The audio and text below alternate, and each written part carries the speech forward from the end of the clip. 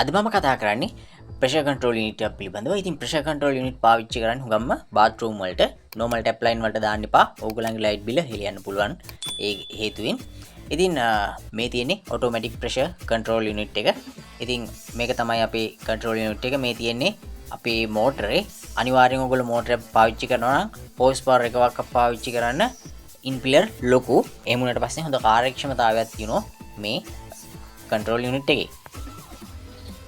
මේ තියෙන්නේ power on LED එක. මේ power on LED එක පත් වෙන්නේ මේ pressure cutout එක ඔන් වුණාද නැද්ද කියලා අපිට බලා ගන්න. මේ pressure cutout එකට voltage 230ක් ලබා දෙන්න ඕනේ. ඊළඟ ඉන්ඩිකේටර් එක තියෙන්නේ මෝටරේ ඉන්ඩිකේටර් එක.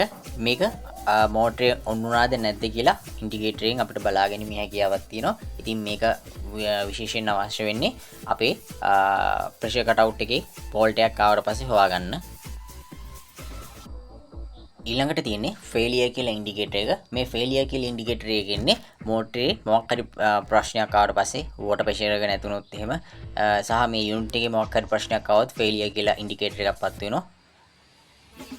ඒ ඉන්ඩිකේටර් එක පත් වුණාට පස්සේ අපි ඒ දේවල් නිසියාකාරව හදලා ඊට පස්සේ මෙන්න මේ reset කියලා බටන් එක යට තියෙන reset කියලා බටන් එකක් ඒක ප්‍රෙස් කරන්න ඕනේ. ප්‍රෙස් කරාට පස්සේ තමයි ආපහු නැවතත් යථා තත්ත්වයට තියුණා වගේ මේ මෝටරේ රන් වෙන්නේ.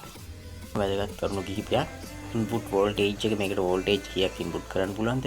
ඒකේ ෆ්‍රීකවන්සි එක කීයද? ඊපස්සේ මේකේ බාර් ගන්න. විශේෂයෙන් මේකේ බාර් 10කට තමයි තියෙන්නේ. ඒ කියන්නේ මේකේ බාර් 10කට තමයි ප්‍රෙෂර් එක හැදිලා තියෙන්නේ. ඊට පස්සේ අනිත් එක තමයි වෝල්ටේජ් එක. අපිට මෝටරේ සම්බන්ධ කරන්න පුළුවන් උපරිම ඇම්පියර් එකක් මේක සඳහන් කරලා තියෙනවා. මේ ඇම්පියර් එකට සරලන විදිහේ මෝටරයක් ඕන අපි පාවිච්චි කරන්න. මේ තියෙන්නේ මෝටරේ ඉඳලා ප්‍රෙෂර් කටවුට් එකට ළඟට මොනවක්වත් දාන්න එපා. එතනින් මොකද ප්‍රෙෂර් එක අඩු වෙන්න පුළුවන් නිසා. මේ ප්‍රෙෂර් කටවුට් එක පිටිපස්සෙන් විශේෂයෙන් අල්ලන්න එපා කියලා තියෙනවා. මොකද රිලීස් වැල් එකක් දාලා තියෙන නිසා ඒගොල්ලෝ ප්‍රෙෂර් එක වැඩි වුණොත් අවුට් වෙන්නේ. මේ තියෙන්නේ ප්‍රෙෂර් කටවුට් එකේ ඉඳලා උඩ පැත්තට අපිට ඕන දෙයක් දාගන්න පුළුවන්. ලයින් එකක් ඉන් කරගන්න පුළුවන්. ඊට පස්සේ අපි වයර් කනෙක්ෂන් එක ගැන බැලුවට පස්සේ මේ ප්‍රෙෂර් කටවුට් එකට වෝල්ටේජ් එකක් ලබා දෙන්න ඕනේ.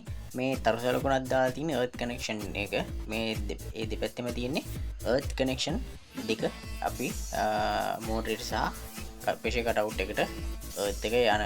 ඊට පස්සේ මේ සලකුණු දෙක තියෙන්නේ L1 N කියන තියෙන්නේ ප්‍රෙෂර් කටවුට් එකට වෝල්ටේජ් එක ලබා දෙන්න තමයි ඒ ලයින් දෙක තියෙන්නේ.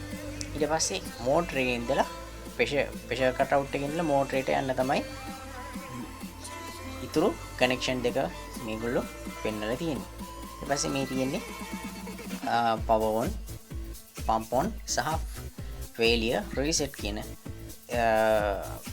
ටික. ඊට පස්සේ දකුණු අත පැත්තෙන් තියෙන්නේ මේ අපේ වයර් කනෙක්ෂන් දෙක. උඩින් තියෙන power කනෙක්ෂන් එක.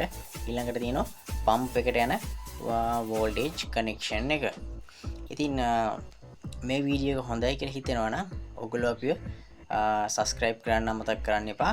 විශේෂයෙන්ම මෝටර බලනකොට ඒ මෝටරේ ඇම්පියර් එක තීරණය කරගන්න ඕනේ. නැත්නම් ඒ ඇම්පියර් එක වැඩි නම් අනිවාර්යයෙන්ම ඔයගොල්ලෝ කන්ටැක්ටර් භාවිතා කරන්න අමතක කරන්න එපා. මොකද නැත්නම් ප්‍රෙෂර් කටවුට් එක පිච්චිලා යන්න පුළුවන්.